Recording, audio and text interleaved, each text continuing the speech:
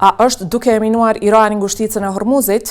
Inteligjenca amerikane thotë se po dhe që 10 mina tashmë janë aktivizuar aty. Irani ka rezerva mbi 6 nisozh dhe anijet e vogla dhe të shpejta mund të bartin 2 deri në 3 mina dhe me lehtësi të lëshojnë nëpër korridoret e transportit detar. Ngushtica është 35 metra e thellë, që i bën minat goxha të rrezikshme. Për çfarë minash po flasim? Irani posedon 3 lloje.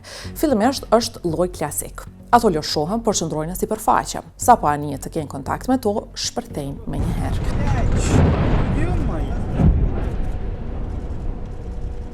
Më pas janë edhe 2 lloje tjera minash. Ato shpërthejnë përmes sinjaleve magnetike apo akustike të një anije. Pra, as nuk ka nevojë të preken. Irani ka përdorur të gjitha këto lloje në të kaluarën në ujrat e njëjtë gjatë luftës së vitit 1980. Atëherë gati e pati fundosur një anije luftarake amerikane. Problemi në gjithë këtë është se Shtetet e Bashkuara po shndërrojnë një eksperiment laboratorik në një përleshje reale. 5 muaj më parë, Marina amerikane i ka hequr nga përdorimi 4 anije që i ka pasur përpas 3 minash në gjirin persik. Ato kanë qenë të padetektueshme për minat magnetike. Tani anijet janë zëvendësuar me një pajisje të re, anijen luftarake bregdetare. Ajo është më e shpejtë, bartë dron, por është e veshur me alumin. Kjo do të thotë se anija nuk mund të hyjë lirshëm në një zonë me mina. Ajo duhet të pozicionohet në distancë dhe të gjuajë me dron.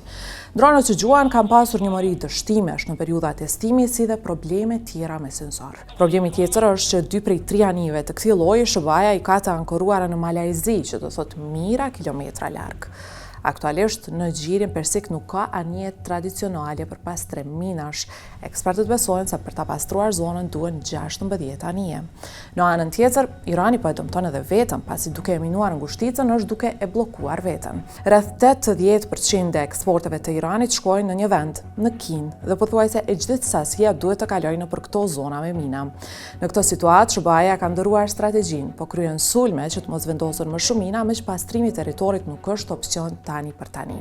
Pra, është garë kundër kohës, teksa e gjithë ekonomia globale është në rrezik.